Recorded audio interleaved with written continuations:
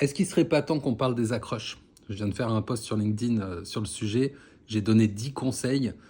Alors je me suis dit, autant le partager all around the world, n'est-ce pas? Donc je fais une petite vidéo pour parler encore une fois des accroches, ou on peut appeler ça un hook in English, s'il vous plaît.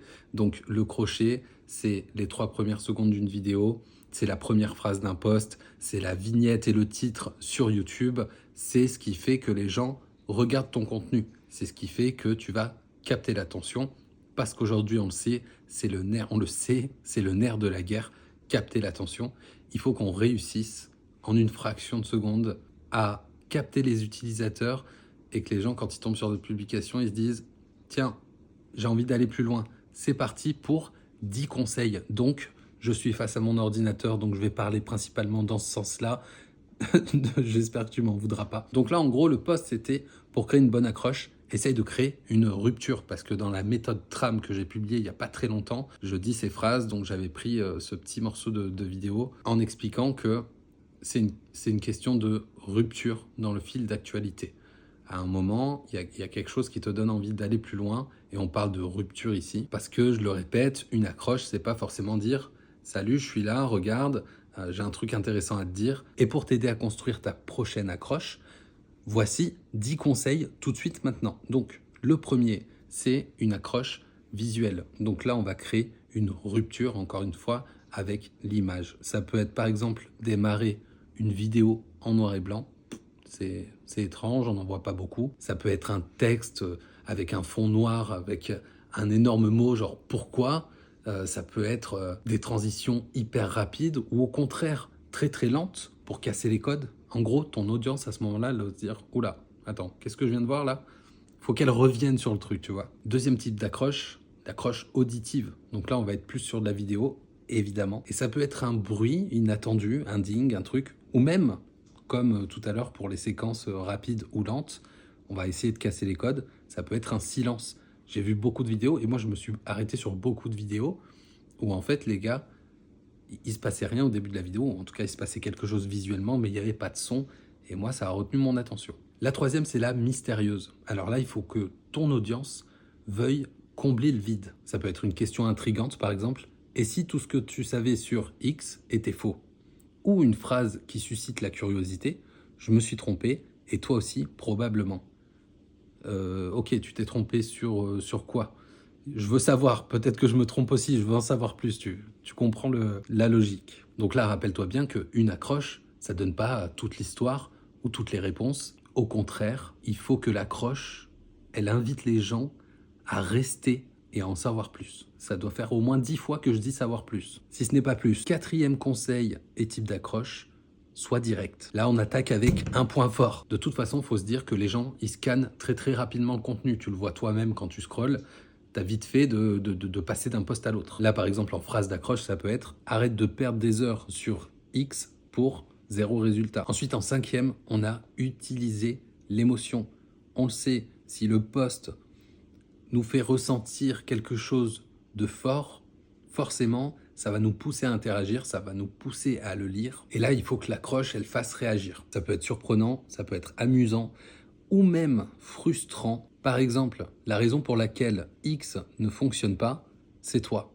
Ça pique un peu, ça. Ou alors, tu mérites de vivre de ton expertise, mais voici pourquoi ça coince. C'est un peu provocateur, j'avoue, mais ça intrigue. Sixième conseil, tu peux poser une question assez puissante, parce qu'on le sait, les questions, elles déclenchent automatiquement une réflexion. Et si ta question, elle touche un problème ou un désir profond de ton audience, elle ne pourra pas l'ignorer. Par exemple, et si tu n'avais plus besoin de faire X?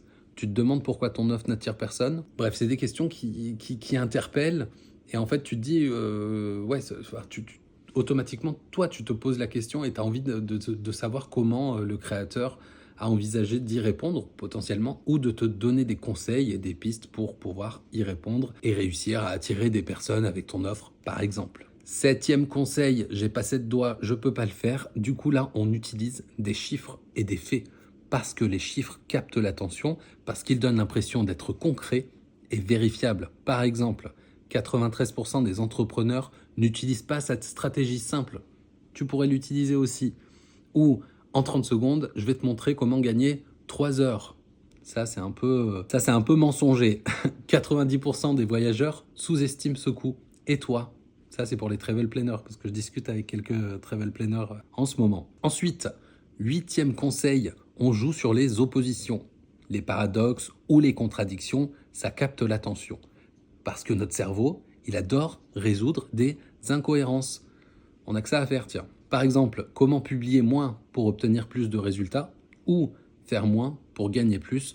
Voici comment. Ensuite, le 9e et avant-dernier conseil, c'est d'adapter son ton et son format. Parce que l'accroche, elle doit être alignée avec ton audience et ton type de contenu. Par exemple, pour une vidéo, ça peut être un visuel ou, comme on l'a vu tout à l'heure, un son ou un silence. Pour un post, ce sera essentiellement une intrigue, quelque chose d'émotionnel dès les premières lignes. Et pour un carrousel, ce sera une phrase percutante, en gros sur la première slide, ou en tout cas un truc qui retient l'attention. Et ensuite, malheureusement, j'ai bientôt fini. Ça tombe bien parce que j'ai plus de bras. Ah! Et enfin, dernier conseil, donc le 10e, il faut tester et analyser.